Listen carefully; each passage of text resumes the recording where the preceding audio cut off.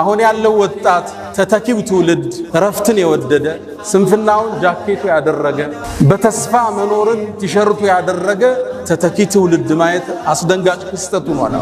የአላህ ምርጥ ባሮች የሚገኙት የሥራ ሜዳው ላይ ነው። ሪጃል አላቸዋል። የኔ ጀግኖች ባሮች እነዚህ ናቸው። ላ ቱልሂህም ቲጃረቱን ወላ በይዑን አን ዚክሪላህ። የያዙት ቲጃራ የትኛውም ሥራ ወላ በይዑን መግዛትና መሸጥ አላህን ከማስታወስ ማያዘናጋቸው።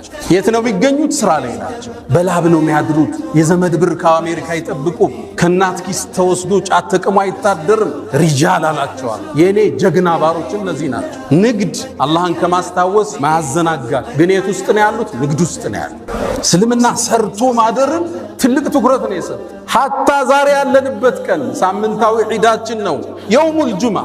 በዚህ ቀን እንኳን ስራ እንድንሰራ እስልምና ትልቅ ማነሳሻን አድርጓል። ስራ አድካሚ ነው። 10 ሞክረህ አንድ ነው የሚሳካል። 10 ፕሮጀክት ሞክረህ አንዱ ይሳካል። እንዲህ ነው የንግዱ ዓለም የሚኖር። አንዱ ሲወድቅብህ፣ አንዱ ስታክ ሲያደርግ፣ አንዱ ስትነሳ፣ አንደኛው ላይ አላህ ይረዝቃል። ስራ ውድ ምእመናን፣ እስልምና እንደሚታወቀው ዘካን፣ ሐጅን የእምነቱ ምሰሶ አድርጎ የተነሳ ዲን ነው።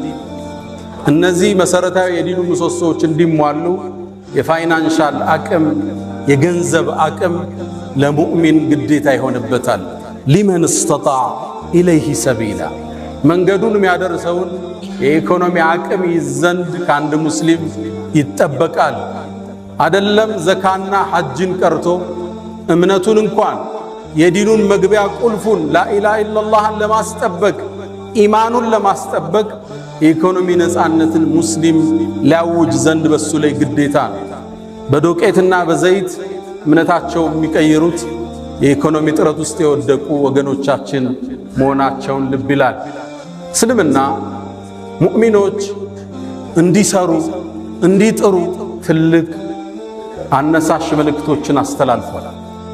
እንዳለመታደል ሆኖ አሁን ያለው ወጣት ተተኪው ትውልድ ረፍትን የወደደ ስንፍናውን ጃኬቱ ያደረገ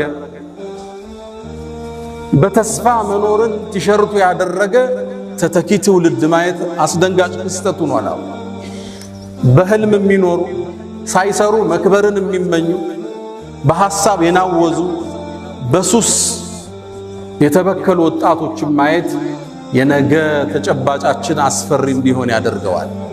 ሳይሰሩ መክበር፣ ዌልዝ ዊዛውት ወርክ፣ ያለ ሥራ መክበር፣ ቁጭ ብሎ ማለም፣ አየር ላይ ዝም ብሎ እንደሚታፈስ ማሰብ በሰፈነበት አዲሱ ትውልድ ውስጥ ዛሬ በዚህ ሚንበር ላይ ስለ ሥራ ለፍተው እንዲያድሩ በላባቸው እንዲያድሩ ልናሳሳቸው ግድ የሚለን ወቅት ላይ ደርሰናል። አብዛኛው የሚያጓጓ ወጣት፣ አለባበሱ የሚያምር፣ ቁንጅናው የሚያምር ወጣት ሥራ የለሽ ሆኖ እንደማየት የሚያሳዝን ነገር የለም። ሰይድና ዑመር ኢብኑል ኸጣብ ምን ይላሉ? እኔ አንድን ወጣት አይዋለሁ፣ ቁመናው መልኩ ያስደስተኛል፣ በጣም እገረምበታለሁ። ከዛም ሥራ የለውም ሲባል ካይኔ ወድቃል የወጣት አለ። በጣም ሙሉ ኃይል ያላቸው የሚያምሩ ወጣቶች ያለ ሥራ እነሱን ከማየት ሱስ ውስጥ ከማየት በላይ ለዚህ ኡማ የወደፊት አደጋ የለም። ወጣቱ በላቡ እንዲያድር በተስፋ የሚቆረጥ ነገር እንደሌለ እንዲያቅ ልናስታውሰው ግድ ይለናል። እስልምና እንደምታውቁት ሥራን የቀደሰ ሃይማኖት ነው። ሰርቶ ማደርን እንደ ዒባዳ የጻፈ ዲን ነው እስልምና ማለት ነው። ነቢዩ ዓለይሂ ሰላቱ ወሰላም አንድ ሰው ጣፋጭ ምግብ፣ ጥሩ ምግብ አይመገብም ከእጁ የሠራው ቢሆን እንጂ ይላል። ሚቅዳም ባወሩት ሐዲስ ላይ ቡኻሪ በተዘገበው ማ አከለ አሐዱን ጠዓመን ቀጡ ኸይረን ኢላ ሚን ዐመል የዲህ። አንድ ሰው ጥሩ ምግብ አልተመገበም በላቡ የበላው ቢሆን እንጂ። ሰርተህ ውጤታማ ሆነ በአቅምህ በተሰማራህበት የትኛውም ዘርፍ እሱን እንደ መብላት የሚያስደስት ነገር የለም። ነቢዩላህ ዳውድም አሉ ነቢዩ ዓለይሂ ሰላቱ ወሰላም አስከትለው እዚሁ ንግግራቸው ላይ ከእጁ ነበር የሚበላው ሰርቶ። ነቢይ ነው፣ ንጉሥ ነው ዳውድ ማለት። ግን አላህ ብረትን አግርቶለት ነበር፣ ያጣጥፈው ይቀጥለው ነበር፣ የጦር ማከላከያ ልምዶችን ይሰራ ነበር፣ صنعة لبوس لكم وألنا له الحديد ችሎታ ነበረው ብረትን አቅልጦ የመስራት ከዛ ይመገብ ነበር። ሙስሊም ላይ በተዘገበ አቡ ሁረይራ ባስተላለፉት ነብዩላህ ዘከሪያ ታላቁ የአላህ ነብይ አናጺ ነበር ይላሉ ነብዩ አለይሂ ሰላቱ ወሰለም። ማ ሚን ነብይን ኢላ ወራአል ገነም ምንም ነብይ አላህ አላከም ከብት የጠበቀ ቢሆን እንጂ ሰርተው ያድሩ ነበር ነብያቶቹ። ለዛ ነው ለተከታዮቻቸው እኛ ምን ክፍያ ጠየቅናችሁ እንደሚሉ ክፍያ አልፈለጉ። አጀራቸው ከአላህ ነው። ዱንያን ሰርተው ያድራሉ፣ ዲኑን በነፃ ያከፋፍላሉ። እስልምና ስራን ትልቅ ቦታ የሰጠ ሃይማኖት። ቁርአን ላይ ሱረቱ ሙዘሚል ላይ አንድ ነገር እናገኛለን። መሳ ለመሳ ሁለት ትላልቅ ዒባዳዎችን አላህ ጠርቷል። ወአኸሩነ የድሪቡነ ፊል አርድ የብተጉነ ሚን ፈድሊላህ ወአኸሩነ ዩቃቲሉነ ፊ ሰቢልላህ አላ። ሁለቱን መሳ ለመሳ ጠራቸው። ከፈሎቹ አሉ በምድር ተበትነው የአላህን ሪዝቅ ለመፈለግ በንግድ የወጡ፣ ሌሎቹ ደግሞ አሉ በአላህ መንገድ ትግል ለማድረግ የወጡ። ሁለቱን እኩል መጥራቱ ይላሉ ሙፈሲሮቹ ለመነገድ ከጂሃድ ጋር ማቀራረቡ እስልምና ለንግድ ለስራ የሰጠውን ቦታ እናያለን። የአላህ ምርጥ ባሮች የሚገኙት የሥራ ሜዳው ላይ ነው። ሪጃል አላቸዋል። የኔ ጀግኖች ባሮች እነዚህ ናቸው። ላ ቱልሂህም ቲጃረቱን ወላ በይዑን አን ዚክሪላህ የያዙት ቲጃራ የትኛውም ሥራ ወላ በይዑን መግዛትና መሸጥ አላህን ከማስታወስ ማያዘናጋቸው። የት ነው የሚገኙት? ሥራ ላይ ናቸው። በላብ ነው የሚያድሩት። የዘመድ ብር ከአሜሪካ አይጠብቁም። ከእናት ኪስ ተወስዶ ጫት ተቅሞ አይታደርም። ሪጃል አላቸዋል። የኔ ጀግና ባሮች እነዚህ ናቸው። ንግድ አላህን ከማስታወስ ማያዘናጋቸው። ግን የት ውስጥ ነው ያሉት? ንግድ ውስጥ ነው ያሉት።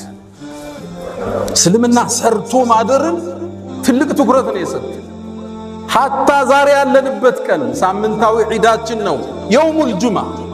በዚህ ቀን እንኳን ሥራ እንድንሰራ እስልምና ትልቅ ማነሳሻን አድርጓል።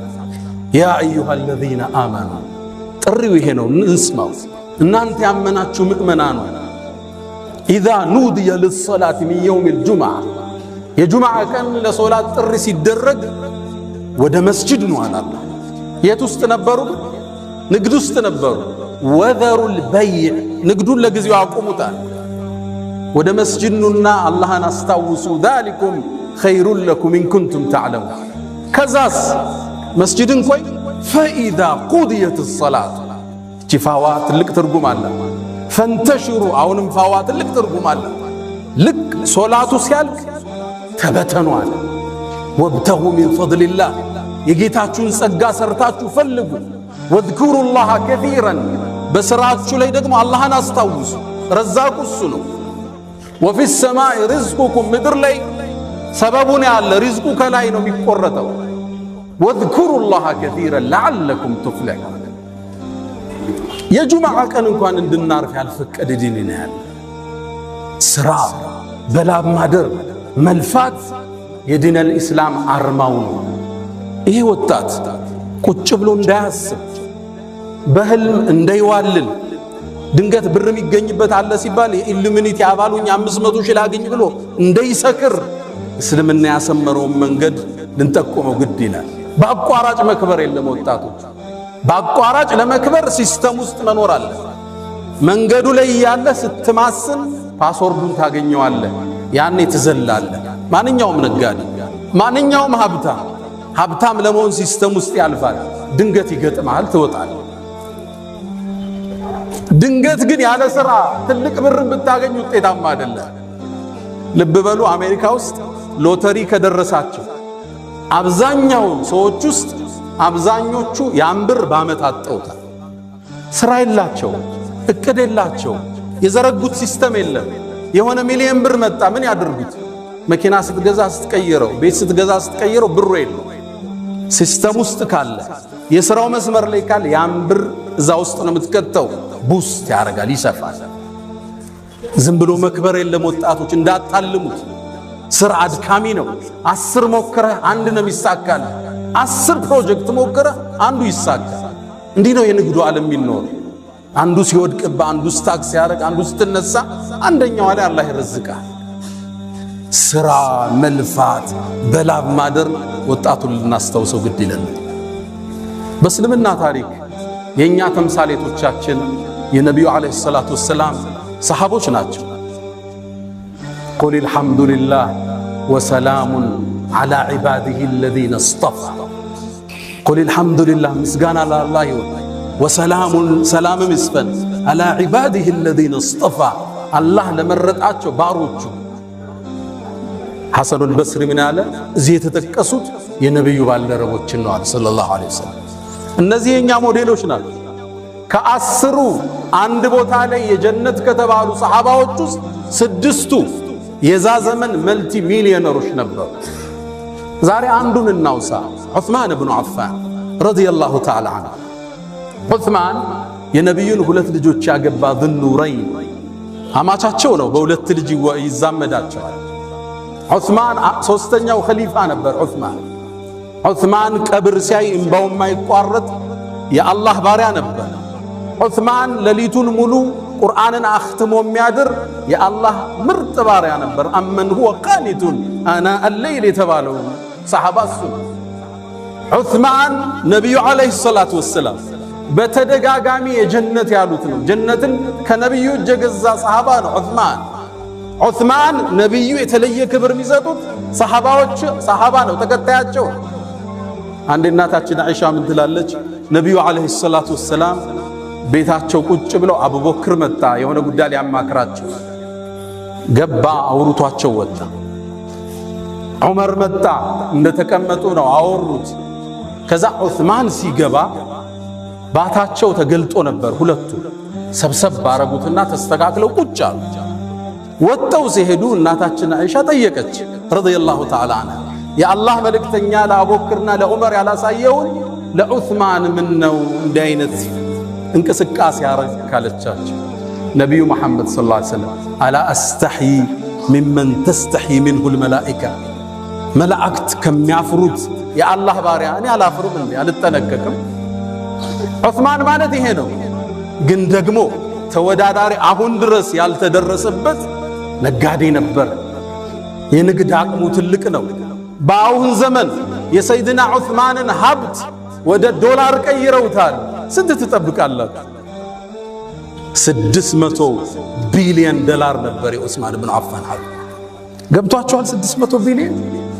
የሀገራችን ትልቁ ባለሀብት ሼህ መሐመድ አለሙዲን አላህ ይጠብቃቸው 9 ቢሊዮን ዶላር ንብረታቸው ተደምሮ 600 ቢሊዮን ዶላር እንዴት አመጣ?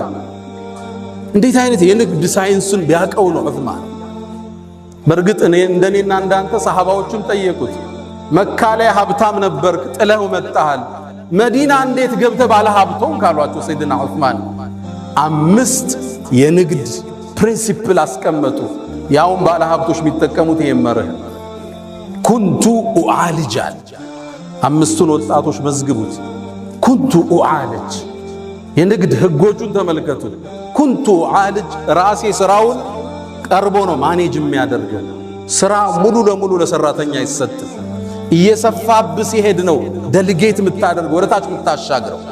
አንተ መሸፈን የምትችለውን አንተ ነው መሸፈን ያለብህ። ሰው እጅ ላይ ስራ ይጣል፣ ሲበዛ ደግሞ ሰው እጅ ላይ መጣል ግዴታ ይላል። ትክክለኛ ሰውን ትክክለኛ ቦታ ታስቀምጠዋል። ኩንቱ ኡዓልጅ የስራውን ችግር ገብቼ እኔ ነው ለመፍታት የምጥረው። መሬት ሊቆምብህ ይችላል፣ ንግዱ ሊቆምብህ ይችላል። ሰራተኛ ብቻ አትልክም። ገብተህ እንደ ባለቤቱም ይፈታው የለ።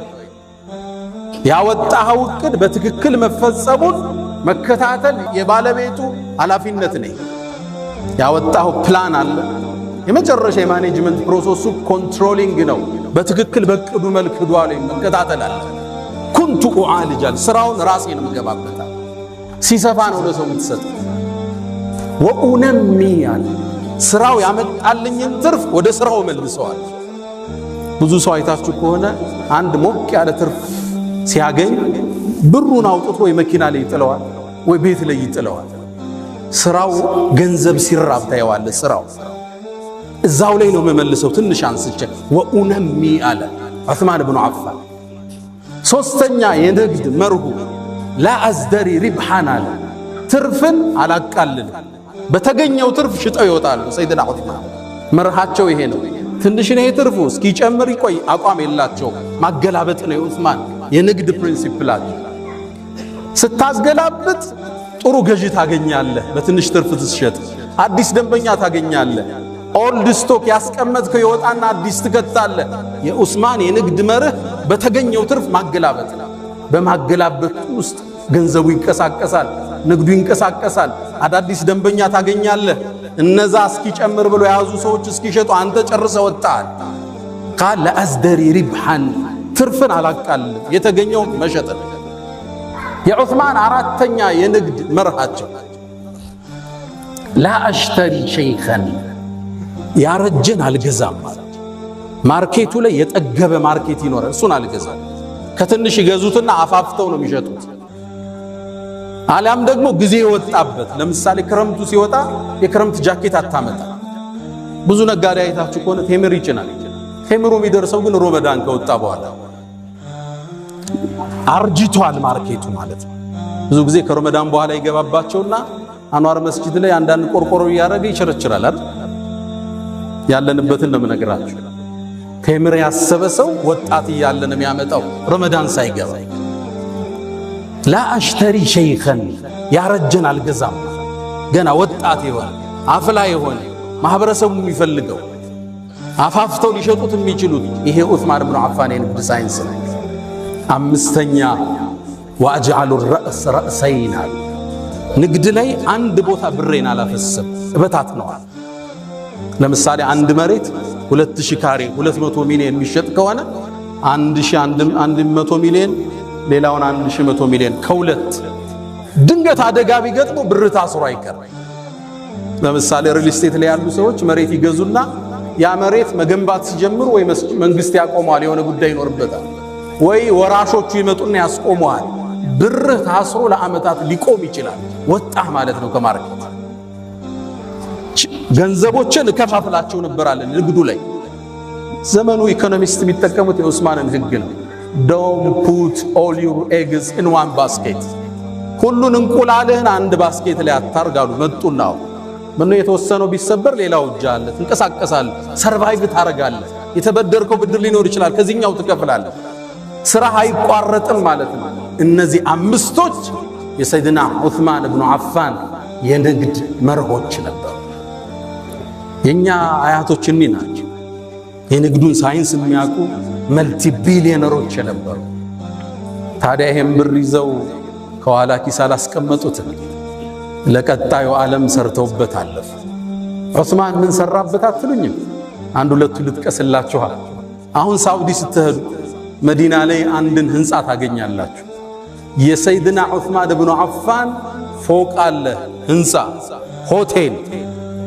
እንዴት ገነቡት ካርታው በስማቸው ነው ያለው መሬቱ በስማቸው ነው የተጻፈው ባንክ ላይ አካውንት አላቸው የአካውንቱ ስም ዑስማን ኢብኑ አፋን ይላል 1400 ዓመት እንዴት አርገው አመጡት ነገሩ ወዲህ ነው ነብዩ አለይሂ ሰላቱ ወሰለም ሰሃቦቹን ይዘው ወደ መዲና ሲገቡ መዲና ላይ የሚጠቀሙበት ጣፋጭ ውሃ አለ ቢዕሩ ሩማ ይባላል ይሄን ደግሞ የያዘው ባለቤቱ አንድ ይሁዳ ነው ሰሃቦቹ በጣም ገቡ ውሃ ለመጠጣት ትንሽ ሲቀዱ አንድ ፍኝ ቴምር ይከፍሉት ነበር ሰሃቦቹ ደግሞ ስደተኛ ናቸው ብር የላቸው ነብዩ አለይሂ ሰላቱ ወሰለም ሰለላሁ ዐላ ረሱላህ ይሄን ችግር ሲያዩ አንድ ጥሪ ያቀረቡ ማን ነው ቢዕር ሩማን የሚገዛልን ወለሁል ጀና ጀነት ለሱ የሚሰጠው ይሄን ድል ባለሀብት ያልፈዋል እንዴ ሰይድና ዑስማን ሄደና ይሁዳውን ጠየቀው ልግዛህ ምንጩን ጉድጓዱ ሀውን አለ ያ ደግሞ ትልቅ ብር የሚያገኝበት በጭራሽ እሺ ግማሹን ልግዛህ ግማሹን ሲለው ያነ ይሁዳ ዑስማን ንግድን ስለሚያውቅ የበለጠ ያሳድግልኛል ብሎ ተስማማ ግማሹን ገዛው ዑስማን ግን ይሁዳው ያልጠበቀውን ነገር አደረገ ግማሹን ቀን አንድ ቀን የይሁዳው ነው አንድ ቀን የዑስማን የሱን ቀን ነፃ አደረገ ሰደቀ ሙስሊሙ ይመጣል ይጠጣል ይዞ ይሄዳል ያጠባል እንደልብ የይሁዳው ቀን የሚገዛው አጣ እንደተበላው ወቀው ዑስማን በቢዝነስ እንደበለጠው ገባው ይሁዳው መጣና አንተ ዑስማን ወይ በቃ ሙሉውን ጠቅልለዋል። 20,000 ድርሃም አውጥቶ ያንን ሙሉ ጉድጓድ ውሃ ገዛና ለሙእሚኑ ወቅፍ አረገው። ለነብዩ መጣና የአላህ መልእክተኛ ይሄው ይሄ ጉድጓድ ውሃ ለአላህ አድርጌዋለሁ አላቸው። ጀነትን ተረከበ ዑስማን። ያነ ወንዝ ዙሪያ ላይ ያነ ምንጩ ጥግ የተተከሉ የተምር ዛፎች አሉ። 1500 ደርሰዋል። ለአለፈው 1400 ዓመት ከነዚህ ዛፎች ቴምር እየተቆረጠ ገቢው ግማሹ ይቀመጥለታል፣ ግማሹ ለየቲሞችና ለምስኪኖች ይሰጣል። በሂደት ዑስማንያዎቹ ሲያስተላልፉት አለ ስዑድ ጋር ደረስ። ያሁኑ ሳዑዲ ላይ ብሩ አለ ምን ይደረግ? መሬት ገዙበት፣ ፎቅም ገነቡበት። አሁን ይሄ ፎቅ አለ። በአመት ውስጥ ይሄ ፎቅ 50 ሚሊዮን ሪያል ገቢ አለ። 5 ስታር ሆቴል ገቢው ወቅፍ ነው ለአላህ ፊሰቢልላህ። በኢትዮጵያ ወደ 2 ቢሊዮን በየአመቱ ያስገባል ይሄ ፎቅ። ግማሹ ለምስኪኖች፣ ግማሹ አካውንት ላይ ይቀመጣል። የዛሬ 1400 ዓመት የነበረ ባለ ሀብት አሁን ሐረም ላይ ፎቅ አለ። ምን ትላላችሁ? ንግዱ እንዴት ነው የነገዱት? እንዴት ነው ሰርተውበት የሄዱት? አላህ ከነሱ ጋር ጀነቶች ይሰብስባል። ትልቁን ማዕረግ ያገኘበትን ክስተት ልንገራችሁ። ነቢዩ ዓለይሂ ሰላቱ ወሰላም እንደምታውቁት ከሩሞቹ ጋር የመጀመሪያ ያረጉት ፍልሚያ አለ። ገዝወቱ ሙዕታ ላይ ኻሊድ ሰራዊትን ይዞ ተመለሰ። ሩሞቹ ሙስሊሞችን እንደሚዘምቱ ሲታሰብ መልእክተኛው ዓለይሂ ሰላቱ ወሰላም አሁን ከአረብ ውጭ የሆነ ጠላት መጥቶብናል፣ ሰራዊት ላስታጥቅ ብለው ተነሱ። ይህን ዲን ለማጥፋት ያልተሞከረ ከመነሻው ሊያዳፉ። ከዛም ሰራዊት አደራጁ። ሰራዊቱን ካደራጁ በኋላ ትጥቅ ጎደላቸው። ፈረስ የለም፣ ግመል የለም፣ ጦር የለም፣ ጋሻ የለም። ምን ያርጉት? ሚንበራቸው ላይ ወጡና መን ዩጀሂዙ ለና ጀይሽ አልዑስራ፣ ሰራዊቱን ማን ነው የሚያስታጥቀው? እናንተ ባለ ሀብቶቹ ያሉ። ወደ ተቡክ ለመሄድ 700 ኪሎ ሜትር ፊ ሐርን ሸዲድ ወሰፈሪን በዒድ ወዐድውን ቀዊይን ዐኒድ፣ ከባድ ተፋላሚ የሩም ጦር ነው ያለው። ሰፈሩ ሩቅ ነው፣ ፀሐይ ነው፣ መጓጓዣ ያስፈልጋል። ዑስማን ተነሳን የአላህ መልእክተኛ 100 አላቸው ግመል ቢአሕላሲሃ ወአክታቢሃ አላቸው። 100 ግመል። አሕላስ ማለት ጀምዕ ሕልስን። አሕላስ ማለት ለጦረኛ ሰይፉ፣ ጎራዴው፣ ጋሻው፣ ሁሉ ነገሩ ትጥቁ አሕላስ ይባላል። አክታብ ማለት ደግሞ ይሄ ጦረኛ የሚመገበው ምግቦች ናቸው። ልብሱ፣ ምግቡ ምናምን። 100 ግመል ከነሙሉ ትጥቁ አላቸው። ልብ በሉ 100 መኪና ማለት ነው። 100 መኪና የሚሰጥ ባለ ሀብት አለ። እንዲህ ቆራጥ ይሆናል ለአኺራው የሚያሻግር። ነቢዩም ሰለላሁ ዐለይሂ ወሰለም አላሁመ ከዑስማን እኔ ወድጃለሁ አንተ ውደዳ። መረቀን ዑስማን የአላህ መልእክተኛ 100 ጨምሬያለሁ አለ። አላህ ወይ እኔ ከዑስማን ወድጃለሁ አንተ ውደዳ። የአላህ መልእክተኛ ሌላ 100 ጨምሬያለሁ አለ ከነሙሉ ትጥቁ። ነቢዩ በጣም ደስ አላቸው። ዞር አለና 1000 የወርቅ ሳንቲም ይዞ መጣ። እጃቸው ላይ አፈሰሰው ነቢዩን ዓለይሂ ሰላቱ ወሰላም። የአላህ መልእክተኛ ይሄን የወርቅ ሳንቲም አነሱላህ እያገላበጡ ማ ضر ዑስማን ማ ፈዐለ በዕደ اليوم። ዑስማን ከዚህ በኋላ የሚሰራው ወንጀል አይጎዳውም። እንኳን ወንጀል ማይሰራው ማ ዐላ ዑስማን ማ ፈዐለ በዕደ اليوم